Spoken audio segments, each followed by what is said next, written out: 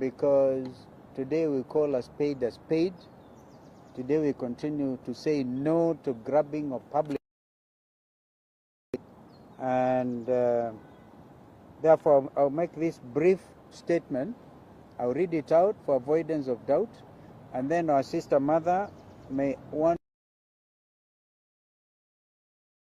and then we can have representatives of the retirees saying one or two things. Fellow Kenyans, and this is with reference to a particular land reference. By the way, Integrity Center, Orthodox Church and Integrity Center, this is the land, the railway land we are addressing. 209/1064, stroke 1, 2, 3, 4, and 5, Valley Road, Nairobi, property of Kenya Railways retirees. And we have to make a distinction. This is property of Kenya Railways retirees, not property belonging to Kenya Railways, and that will come out clearly. We live in very interesting times, and times that are clearly very unique. We have all seen what has been happening in the last 2 days in Nairobi, where presidential motorcade gets people killed, people don't care, where people have a sense of hopelessness, even take the law in their own hands because they see and they sense nothing but hopelessness.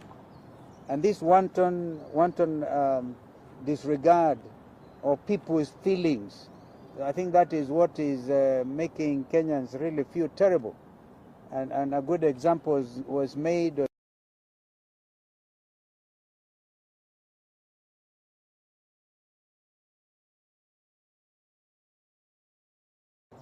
We just followed this president to State House so that we are not interested in getting 20 million that he gave to a bishop.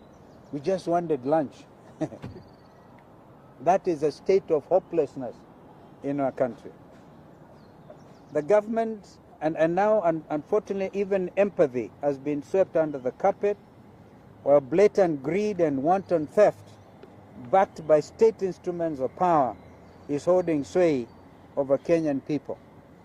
The government, William Ruto, does not care about the aging retirees who own land reference number that, and I've just read it out, in Valley Road, on Valley Road. These retirees who are here today, they are representatives, and I think they're in their thousands. We will be able to hear from their representative how many of them are actually in that category. These retirees were sent home by Kenya Railways without their pension. Kenya Railways, pursuant to a cabinet memo, vested in their retirement scheme this subject property. It has come to their shocking attention that a person high up in government who has the knack of grabbing public land is at it again. They have chased the poor pensioners out of their property on Valley Road, and the said property is now under police protection, and you can witness this for yourselves as a private developer, quote unquote, demolishes houses of the poor retirees. This is a government that is creating poverty bottom up, bottom up, stealing from poor retirees. I call upon William Ruto to come out open on this subject, and Mother will speak to that, and hand back the property, have the property handed back to the poor retirees, and then leave public property alone. I wanted to say that, and the particulars of the particulars are here. We have also the certificate of lease in the name of Railways, Kenya Railways, and you will then, in your briefing notes, because we wanted copies given to the media, to be able to follow what has happened. These poor retirees are expecting completion of the sale, which was conducted openly. A tender was issued, and then the highest bidder was given the right to buy at 400 million Kenya shillings. And the purchaser has actually gone on to pay 320 million.